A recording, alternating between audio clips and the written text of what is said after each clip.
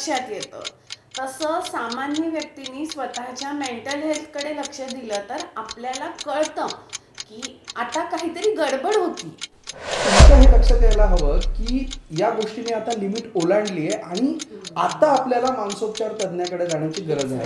आता शेजाऱ्यांचा टीव्ही जोरात आवाज करायला लागला, माझी घरात चिडचिड होतीये, हे अबनॉर्मल आहे ना. बायकांचा माहेरची साडी त्या काळात गाजलेला सिनेमा की सिनेमा सुरू असतो, ऑलमोस्ट सगळ्या बायका बसलेल्या आहेत आणि एक ठराविक सीन नंतर सगळीकडनंच आपलं.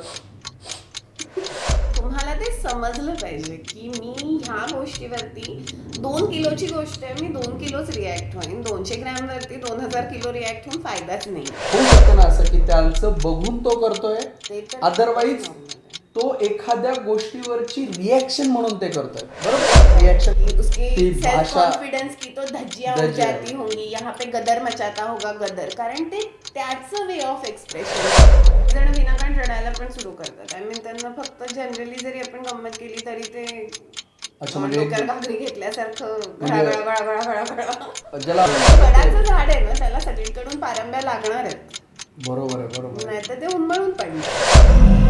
ऐकूया मनाचे.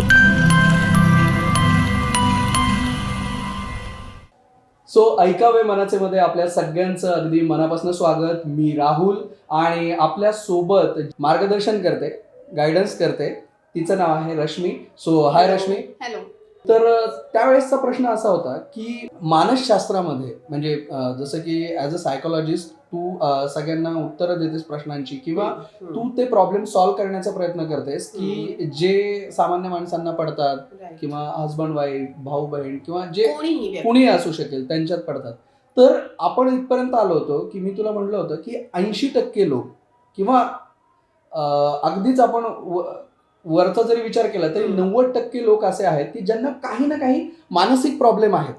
म्हणजे पण मग त्या सगळ्यांना दवाखान्यात नेण्याची गरज आहे का, किंवा असं कधी ठरवलं जातं की हे झाल्यानंतर की आता यांना दवाखान्यात न्यावं लागेल. सो ती पातळी कशी ठरवायची किंवा घरच्यांनी किंवा आसपासच्या लोकांनी हे कधी ठरवायचं की आता या व्यक्तीला मानसोपचार तज्ञाची गरज आहे, मानसोपचारांची गरज आहे, हे कधी ठरवायचं? बरं, आता ह्याचं खूप सोपं उत्तर आहे. आपण डॉक्टरकडे कधी जातो? म्हणजे आता मला 2 शिंका आल्या तर मी लगेच धावत डॉक्टरकडे जाणार नाही. बरोबर.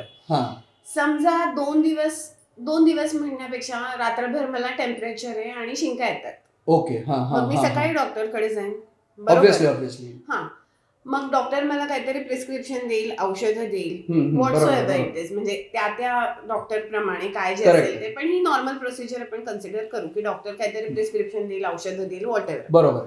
समजा त्याच्यातही माझे 3-4 दिवस गेले आणि तरीही माझं टेम्परेचर उतरलं नाही, सर्दी मग डॉक्टर काय करणार?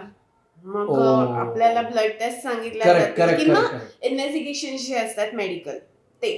तर ही जी प्रोसिजर एक सामान्य व्यक्ती स्वतःच्या फिजिकल हेल्थ साठी फॉलो करतो, ती तुम्ही मेंटल हेल्थ साठी करा. की आता तुम्हाला कोणाचा तरी राग आला, दॅट इज ऍब्सोल्युटली ओके, येऊच शकतो. म्हणजे राग येऊ शकतो. पण दर 3ऱ्या मिनिटाला तुम्ही कोणाच्या तरी अंगावरती धावून जाताय, कारण कुठल्याही गोष्टीवरती चिडचिड होते. चिडचिड होते म्हणण्यापेक्षा तुमचा राग अनावर होतोय. आणि हे असं बऱ्याच दिवसांपासून सुरू आहे आणि हे तुम्हाला डिस्टर्ब करायला लागलंय, तुमच्या अवतीभोवतीच्यांना डिस्टर्ब करायला लागलंय. तुम्हाला कुठेतरी समजतंय की तुमची शांतता ढळलीये. म्हणजे जसं पोट खराब झाल्यावर आपल्याला कळतं, ओके, सर्दी झाल्यावर आपल्याला समजतं, ऍसिडिटी झाल्यावर लक्षात येतं. तसं सामान्य व्यक्तींनी स्वतःच्या मेंटल हेल्थकडे लक्ष दिलं तर आपल्याला कळतं की आता काहीतरी गडबड होती. पण मग आता प्रश्न असा येतो की हे पहिल्यांदा कुणाच्या लक्षात येतं? ज्याच्या बाबतीत असं घडतंय हे त्याला जाणवतं का मग जे त्याच्या आसपास राहणारे आहेत हे त्यांना जाणवतं? म्हणजे ही कशी असते प्रोसिजर? ही प्रोसिजर ऍक्च्युली काय, मेंटल हेल्थच्या बाबतीत ही प्रोसिजर थोडीशी ट्रिकी आहे. ओके. त्याचं कारण असं आहे की समजा मला करोनाची सिम्पटम्स दिसायला लागले, म्हणजे त्या काळातलं बोलतीये, मला करोनाचे सिम्पटम्स दिसायला लागले, तर मी जीवाच्या भीतीने इतकी घाबरून जाईन की मी एक सिम्पटम दिसला तरी बापरे आता मला काहीतरी करावं लागेल म्हणून स्वतःच्या आयुष्यासाठी अगदी धडपड करेल. कारण माहितीये की करोना आपण इग्नोर करण्यासारखी गोष्ट नाहीये. मेंटल हेल्थच्या बाबतीत जनरली काय होतं, लोक सगळ्यात पहिल्यांदा ऑफेंड होतात. मी जर तुला सांगितलं की काहीतरी गडबड आहे, तुझी एन्झायटी जरा वाढल्यासारखी वाटते अशात, किंवा मग तू डिप्रेशन मध्ये आहेस का थोडासा, किंवा मग तुला हॅल्युसिनेशन्स होत आहेत का, मला तर होत, तर मग लोक अगोदर डिफेन्सिव्ह होतील. म्हणजे हा मेंटल हेल्थच्या बाबतीतला फार मोठा प्रॉब्लेम आहे की तुमचा लाईफ पार्टनर असेल, तुमचे आई वडील असतील, तुमचे जे जवळचे म्हणजे क्लोज बिंग जे असतात, ते जनरली आपल्याला असे काहीतरी सिम्पटम्स सांगत असतात की बाबा तू बघ तुझी चिडचिड खूप वाढली आहे, तुझं असं काहीतरी सांगतात ते. पण त्यांना सुद्धा तो ऍक्च्युली अवेअरनेस नसतो की हा मेंटल हेल्थचा इश्यू असू शकतो. आणि पेशंटला तर obviously most of the times जसं मोबाईल ऍडिक्शनचं आहे की तू मोबाईल ऍडिक्टेड आहेस का, तर पहिला प्रश्न किंवा पहिली रिॲक्शन असते नाही मी कामापुरताच वापरतो. सो आपण डिफेन्सिव्ह खूप जास्त होतो. हे लक्षात दोन्ही बाजून येऊ शकतं, म्हणजे तुमचं तुम्हाला पण आणि तुमच्या आसपास असणाऱ्या व्यक्तींना पण. आता मुद्दा असा आहे की ते फक्त एक्सेप्ट झालं पाहिजे. जसं मागच्या वेळेस आपण म्हटलं की एक्सेप्टन्स इज द की. बरोबर आहे. आणि ज्या वेळेस हे लक्षात येत नाही, म्हणजे घरच्यांच्या लक्षात येत नाहीये, आणि ज्या व्यक्तीच्या बाबतीत एखादी घटना घडते, म्हणजे सपोज रागाचंच उदाहरण घेऊ ना आपण, की ज्याला आपण म्हणतो की एकदम टेम्पर आउट आहे त्याचं, असं म्हणतो ना आपण बऱ्याचदा की अरे यार त्याचा तो माझा मित्र आहे त्याचं टेम्पर आउट आहे. आणि काय होतं की सगळीकडे हेच पसरलं जातं, अरे त्याचं टेम्पर आउट आहे. अरे पण टेम्पर आउट आहे हे ज्याचं टेम्पर आउट आहे हे त्याला लक्षात नाही येत आहे. बरोबर आहे. आणि दुसरे ज्यांच्या ते लक्षात आलंय पण अजून त्यांनी त्याला दवाखान्यात म्हणजे मानसोपचार तज्ञाची भेट घ्यायला सांगितलेली नाहीये. तर ही जी अधांतरी प्रोसिजर म्हणजे अधांतरी सिच्युएशन आहे ही, तर ही कशी टॅकल करता येईल की म्हणजे ती जी रेषा आहे ना की नाही आणि यस गरज आहे मानसोपचार तज्ञाची, ही फार धुसर आहे का? बरोबर आहे. आणि ती समजणं ऍक्च्युली ना तसं बघितलं तर म्हणजे माझ्या मेंटल हेल्थसाठी माझं काम आहे, आणि मी ज्यांची काळजी करते त्या सगळ्यांच्या बाबतीत मला ते समजलं पाहिजे, हे माझं कर्तव्य आहे. बरोबर आहे. बरोबर. कारण तू म्हणतो तसं आहे की आता पर्सनली माझ्याबद्दल जर कोणाला विचारलं तर जनरली लोक असंच म्हणतात की ती अशीच आहे. पण ऍक्च्युली जर तसं बघायला गेलं, मी एक्सेप्टन्स इज द की, म्हणजे मी ही गोष्ट स्वीकार केलेली आहे की हा तू म्हणतेस म्हटल्यानंतर तर आता मी आहेच. हा म्हणजे मी म्हटलो नाही असं, पण ठीक आहे, हा माझ्या स्वभावाचा भाग झाला. बरोबर. पण जेव्हा हे कुठेतरी म्हणजे माझ्यावर अन्याय होतोय म्हणून मी चिडले, एक्सेप्टेड. किंवा एखादी अशी गोष्ट की जी मला आवडत नाही, ज्याचा मला त्रास होतोय, त्याच्यामुळे मी चिडत असेन एक वेळ, तरी सुद्धा काही प्रमाणात ते एक्सेप्टेड आहे. ओके. पण आता शेजाऱ्यांचा टीव्ही जोरात आवाज करायला लागला, माझी घरात चिडचिड होतीये, हे अबनॉर्मल आहे ना. आणि बऱ्याचदा हे तुझ्या लक्षातही येत नसेल की शेजाऱ्यांच्या टीव्ही मुळे तुला त्रास होतोय, काही येतं नाही, कधी कधी येतं की काय ढणाणा लावलाय, काय धिंगाणा चाललाय खाली, शेजारून वरात चालली, हे इथूनच का नेत आहेत, हे आपण बोलून जातो. म्हणजे आपण हे सिग्नल देत नाही असं नाहीये, आपण ते सिग्नल देत असतो. फक्त ते कर्तव्य आपलं म्हणजे जवळच्या व्यक्तींसाठी आणि स्वतःसाठी पण आहे की आपल्याला ते कळलं पाहिजे, ते समजलं पाहिजे. ती बॉर्डर लाईन ती आपल्यासाठी येतो, थ्रेशहोल्ड. कारण ते जर कळलंच नाही तर ती पुढची प्रोसिजर स्टार्टच होणार नाही. म्हणजे आजारच लक्षात येत नाहीये तर उपचारापर्यंत तुम्ही पोहोचणारच नाहीये. त्याच्यामुळे सगळ्यात पहिली गोष्ट मला वाटतं ही आहे की तो आजार लक्षात येणं, आणि ऍक्च्युली आजार पण असं म्हणता येणार नाही, आपण त्याला लक्षणं म्हणूयात सुरुवातीला. कारण की एखादी गोष्ट आपल्या आसपासच्या भावाला, बहिणीला किंवा तुमच्या हजबंडला, वाईफला जर एखादी गोष्ट सतावते किंवा काही होते, तर तुमच्या हे लक्षात यायला हवं की या गोष्टीने आता लिमिट ओलांडली आहे आणि आता आपल्याला मानसोपचार तज्ञाकडे जाण्याची गरज आहे. बरोबर आहे. त्यावेळेस आसपासच्या कोणी समजून सांगण्यात काय अर्थ नाही मला वाटतं, कारण ती लेवल क्रॉस झालेली आहे, तर त्याच्यामुळे तेव्हा नाही जाणार. मला आहे ना नाना पाटेकरचा तो सिनेमा आठवला की मनीषा कोइराला त्याची वाईफ असते अग्निसाक्षी. अग्निसाक्षी. तो अग्निसाक्षीमध्ये जे नानाचं कॅरेक्टर आहे ना ते थोडंसं तसं आहे की मला वाटतं त्यात पूर्णच तसं आहे. एक सीन तसा आहे की त्याच्या आसपास काहीतरी मला वाटतं शेजारी पार्टी चालू असते तो स्पीकर फोडून येतो आणि तो बंदूकच घेऊन जातो. तो म्हणतो म्हणजे काहीतरी बरंच सीन होतं तिथे.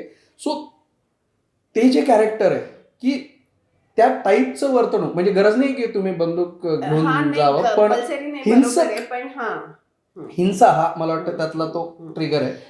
हा म्हणजे काही ट्रिगरिंग पॉइंट तुमच्यासाठी कोणताही असतो. आता काही जण विनाकारण रडायला पण सुरू करतात. आय मीन त्यांना फक्त जनरली जरी आपण गंमत केली तरी ते अच्छा म्हणजे डोक्यावर घागरी घेतल्यासारखं म्हणजे- गळा गळा गळा ज्याला आपण हळवेपणा म्हणतो पण हळवेपणाच्या नंतरची जी हा. मला वाटतं स्टेज आहे अतिसंवेदनशीलता. ही अतिसंवेदनशीलता. म्हणजे मी त्या मुद्द्याकडे येतच होतो की अतिसंवेदनशील असणं म्हणजे जसं की साने गुरुजी की आपण म्हणतो की खूप संवेदनशील होते हो हो. पण मग त्याचा शेवटी कडेलोट होतो हा, कुठेतरी. हा. ती घटना फार भयंकर होते. हा बरोबर. तर संवेदनशील आणि अतिसंवेदनशील मन असणं ह्याच्यामध्ये किती फरक आहे म्हणजे ती सीमारेषा जसं आपण परत हा. मगाच्या हा, याच्याकडे येतो हा.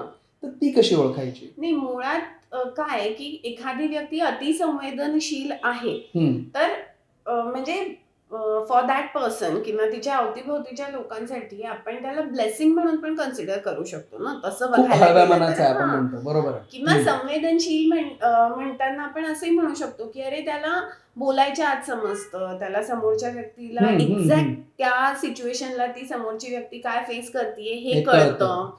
किंवा मग त्याला प्रत्येक वेळेस सगळ्यांच्या भावना समोरच्यानी शब्दातच व्यक्त केल्या पाहिजेत मग हा समजून घेईल ह्याच्यासाठी बरोबर. तो वाट बघत नाही.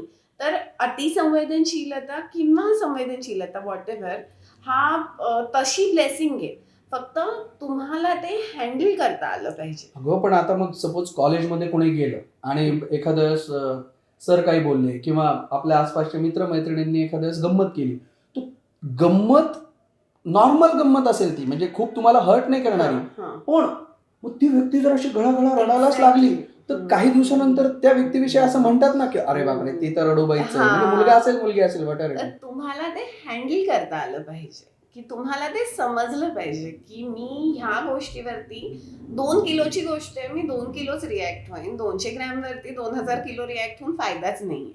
म्हणजे तुम्ही संवेदनशील असणं हा प्रॉब्लेम नाहीये, त्या सिच्युएशनची इंटेन्सिटी लक्षात घेऊन तुमच्या संवेदना तुम्हाला वापरता आल्या पाहिजेत.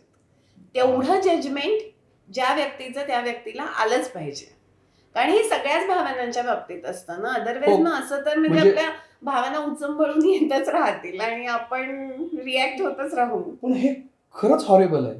म्हणजे जर समजा प्रत्येक गोष्टीवरच तुम्ही रडताय त्याचा अर्थ म्हणजे सिनेमामध्ये एखादा सीन चालू आहे तर ते मी समजू शकतो कारण मी सुद्धा थिएटरमध्ये बऱ्याचदा म्हणजे रडू येतं किंवा एखादा सीन असा खूपच चालू असेल तर नकळत तुमच्या डोळ्यातनं पाणी येतं किंवा ऍटलिस्ट हुंदके तरी येतात की म्हणजे बायकांचा माहेरची साडी त्या काळात गाजलेला सिनेमा की सिनेमा सुरू असतो ऑलमोस्ट सगळ्या बायका बसलेल्या आहेत आणि एक ठराविक सीन नंतर सगळीकडनंच आपलं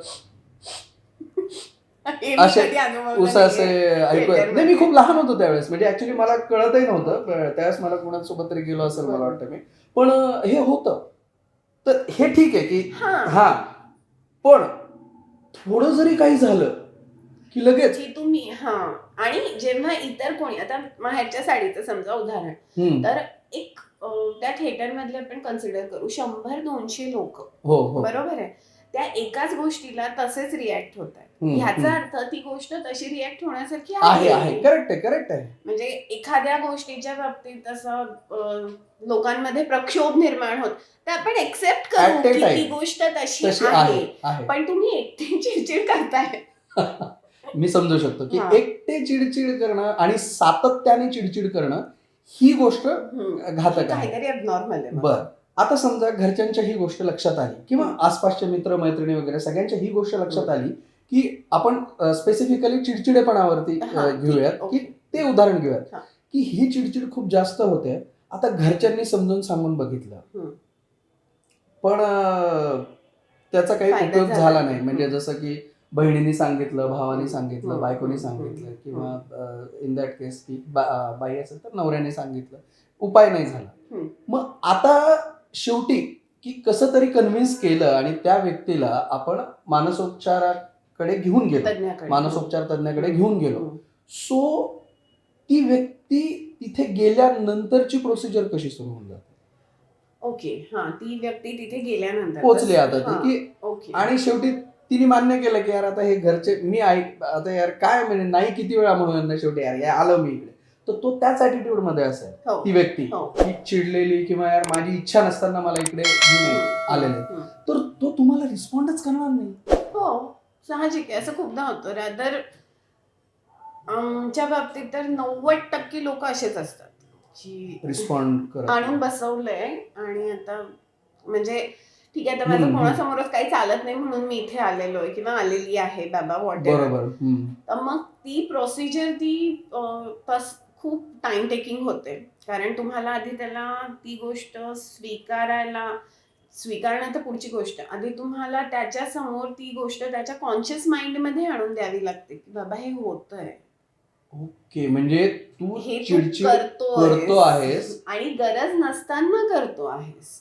पण त्याच्याकडे त्याची व्हॅलिड रिझन्स असतील ना कदाचित. बरोबर आहे, पण मग then you have to ask that person की ठीक आहे, तू 10 मिनिटं ह्या गोष्टीवर बोलत होतास, तुला खरोखर वाटतं का ही गोष्ट खरंच 10 मिनिट चिडण्यासारखी आहे?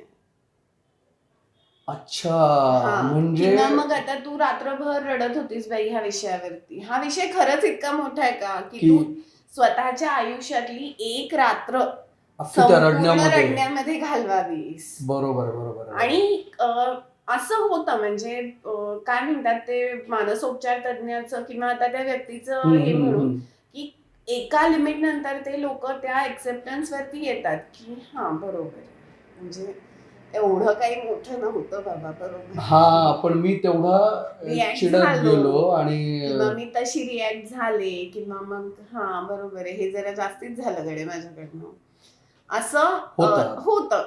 It takes time. परत व्यक्तिमत्वाचा थोडासा फरक पडतोच त्याच्यामध्ये की कोणाचं एक्सेप्टन्स किती जास्त आहे, टॉलरन्स किती कमी जास्त, पण लोक येतात म्हणजे त्या मोडवरती फायनली. तिथपर्यंत ती व्यक्ती आली की रिअलाइज करून दिलंस तू की हा हे असं होतंय आणि तू चिडचिड करतोयस. आणि कम्पॅरेटिव्हली जर बाकीचे जण जर ह्या मुद्द्यावर बघितलं तर अजिबात चिडत नाहीये, किंवा जरी चिडले तरी ते थोडक्यात ते दुर्लक्ष करतात किंवा त्याच्यावर काहीतरी उपाय काढून ते पुढे निघून जातात, ते तिथे थांबत नाहीत. पण तू थांबलास, इथपर्यंत आपण आलेलो आहे. आता मला एक गोष्ट सांग, हे होण्यामागचं रिझन म्हणजे काही असू शकतं का? म्हणजे चिडचिड म्हणजे त्याच व्यक्तीने तसं रिॲक्ट करण्याचं काहीतरी, म्हणजे जसं की समजा पोट दुखतंय, तर पोट दुखतंय का पोट दुखतंय? कारण की काहीतरी भेळ वगैरे आबरचबर खाल्लंय त्याच्यामुळे ते पोट दुखतंय, हे त्याचं रिझन झालं.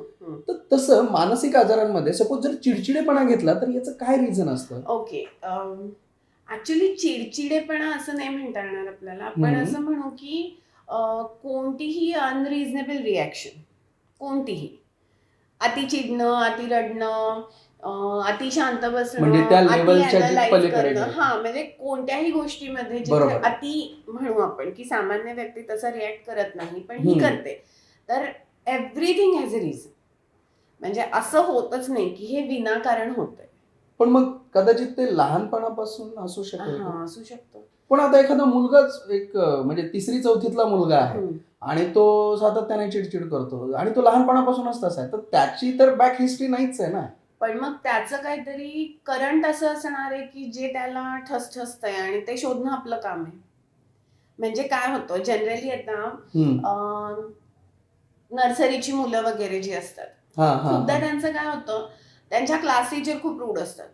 म्हणजे नर्सरीच्या मुलांना ज्या सेन्सिटिव्हिटीने हँडल करायला पाहिजे, जर त्या सेन्सिटिव्हिटीने हँडल नाही केलं मग काय होतं की तिथे ते काहीतरी टीचर बोलतात. Teacher is the second person after mother. म्हणजे शाळा हे आपलं दुसरं घर असतं आणि मुलांसाठी तर ह्या एवढ्या लहान वयात तर ते खूपच संवेदनशील विषय आहे. मग आता तो काहीतरी उत्साहाने टीचरला सांगायला जाणार. आता ही जर बाई, म्हणजे क्रिटिसिझम म्हणून नाही पण एक्झॅक्टली, पण फॉर एक्झाम्पल म्हणू आपण की समजा ही तेवढ्या सेन्सिटिव्हिटीने ती गोष्ट घेऊ शकत नसेल तर त्याचं काय होणार, ते सगळं सप्रेस होणार. ओके. मग ते कुठेतरी बाहेर निघणार. मग ते त्याचं व्यक्तिमत्व डिसाईड करणार की तो ते चिडून बाहेर काढतोय, आरडाओरडा करून बाहेर काढतोय, संता. याच्यासाठी ना खूप सुंदर एग्जाम्पल ते तारे जमीन पर मधले, कि उसकी सेल्फ कॉन्फिडेंस की तो धज्जियां उड़ जाती होंगी, यहाँ पे गदर मचाता होगा गदर. कारण ते त्याचं वे ऑफ एक्सप्रेशन होतं, त्याचा सेल्फ रिस्पेक्ट प्रत्येक वेळेस तेवढं खच्चीकरण होत होतं त्याचं. आणि त्याच्यामुळे तो जो तो वागताना दाखवलाय ना, वडिलांशी रूढ बोलत असतो, ते कुंडे बिंडे फोडून टाकतो, बरोबर, ते त्याचं वे ऑफ एक्सप्रेशन होता. आणि मग जेव्हा त्याला ह्या वेनी एक्सप्रेस होता येत नाही, जेव्हा तो त्या बोर्डिंग स्कूलमध्ये जातो, तेव्हा तो शांत होतो. म्हणजे त्याला ते लक्षात येतं की इथे आपण हे नाही करू शकणार, किंवा इथे आपलं घर नाहीये, आई वडील नाहीयेत, किंवा भाऊ नाहीये सांभाळून घेणारा. आणि मग तो बोर्डिंग मध्ये गेल्यानंतर मला वाटतं तो खूपच शांत होऊन जातो. ते पण ॲबनॉर्मलच आहे, आणि तो ज्या पद्धतीने शांत झालेला दाखवलाय. सो दोन्ही गोष्टी ॲबनॉर्मलच आहेत, पण त्याचं रिझनिंग परफेक्ट आहे. आणि गंमत म्हणजे त्या सिनेमाचं उदाहरण याच्यासाठी की रिझन एकच आहे, कॉज एकच आहे, की त्याला ते लक्षातच येत नाहीये, त्याला ते रीड करता येत नाहीये. आणि बेसिक त्याच्या सेल्फ कॉन्फिडन्सचाच तो प्रश्न आहे.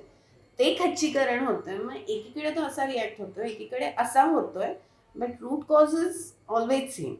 सो हे प्रत्येक व्यक्ती डिसाईड करत असते की आपण कसं रिॲक्ट होतोय. पण यामध्ये एक भाग असा होऊ शकतो रश्मी, की सपोज आता ठीक आहे, जसं की आपण म्हटलं की ती व्यक्ती, ते छोटं मूल आहे की स्कूलमध्ये जात आहे, आणि अगदीच असं समजू की काय म्हणतो त्याला आपण, एकदम केजी आणि नर्सरी याच्यामधला आहे ते. तर मला एक गोष्ट सांग की जर समजा शाळेत एखादी गोष्ट घडली, तर ती घरी येऊन आईला किंवा बाबांना सांगतो की नाही आपण, ऍटलिस्ट आजी आजोबांना सांगतो.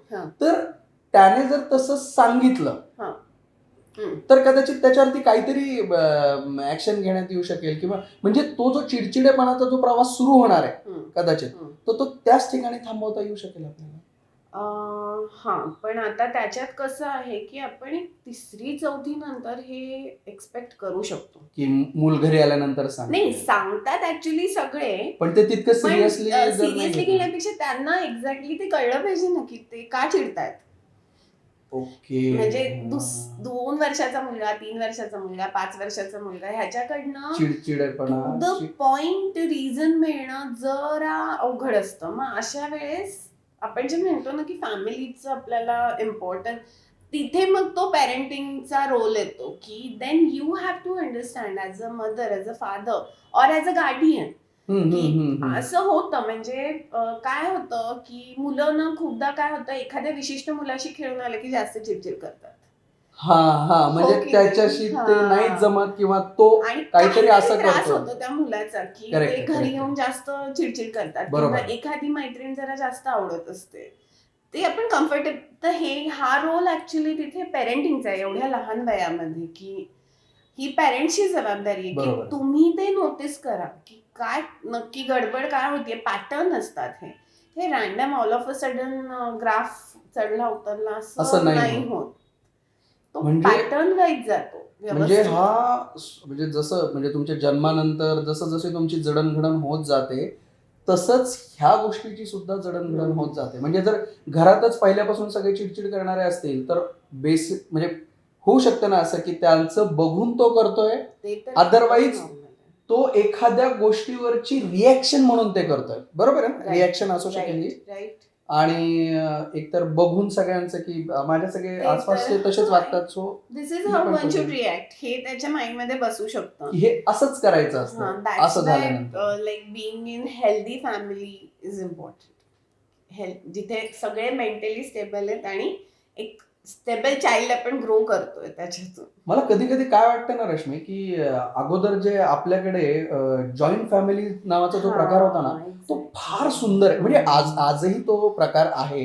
आणि मला त्या गोष्टीचं खूप कौतुक वाटतं की त्यात म्हणजे मुलं पण खूप आहे, काका काकू वगैरे, आजी आजोबा सगळं, मोठ्या बहिणी आहेत, मोठे भाऊ आहेत, लहान भाऊ बहिणी, हे सगळे आहेत ना. तर ह्याच्यामुळे कुणाकडं ती व्यक्ती मन रितक करे. त्याच्यामुळे बघ ना, आता हे डिप्रेशन हा प्रकार नवीन आहे. एन्झायटी हा प्रकार नवीन आहे. याच्या अगोदर त्याचं फारसं असं हा म्हणजे अगदीच रेअर केस मध्ये मला म्हणजे वाटतं. मला असं नाही म्हणायचं की म्हणजे नव्हतंच. सायकोलॉजिस्ट म्हणून की हे बरोबर. अस्तित्वातच नव्हतं, पण ते एक जे अचानक वाढण्याचं हे झालेलं आहे की माणूस थोडासा डिटॅच होतो आणि human is a social animal. तो तेव्हाच हेल्दी राहणार जेव्हा आसपासचं त्याच्या सराउंडिंग ज्याला आपण म्हणतो ते वडाचं झाड आहे ना, त्याला सगळीकडून पारंब्या लागणार आहेत. बरोबर आहे. नाही तर ते उन्मळून पडणार. म्हणजे सुरुवातीपासूनच जर ह्या गोष्टींची काळजी घेतली तर हा भाग पुढे जाणारच नाही, म्हणजे दवाखान्यापर्यंत जाण्याची वेळ ही येणारच नाही.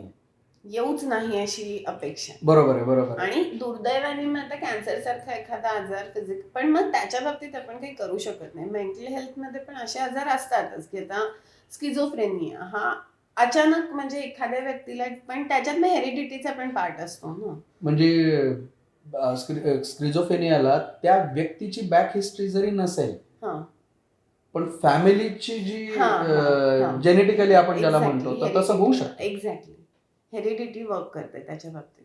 मानसिक आरोग्य आणि मानसिक आजारांविषयीची ही चर्चा अशीच सुरू राहणार आहे, फक्त त्या पुढच्या एपिसोडमध्ये. सो ऐकावे मनाचे जर तुम्हाला आवडतंय तर तुम्ही आमचं हे चॅनल लाईक करा, सबस्क्राईब करा. आणि मला म्हणजे राहुलला आणि रश्मीला जर तुम्हाला काही सूचना द्यायच्या असतील तर, किंवा तुम्हाला काही आवडत असेल किंवा काही आवडत नसेल तर ते आम्हाला कमेंट सेक्शनमध्ये नक्की सांगा. आणि परत भेटूयात पुढच्या एखाद्या नवीन मानसिक आरोग्याविषयीच्या पॉझिटिव्ह गोष्टींना घेऊन आणि निगेटिव्ह गोष्टी काढण्याच्या प्रयत्नासाठी.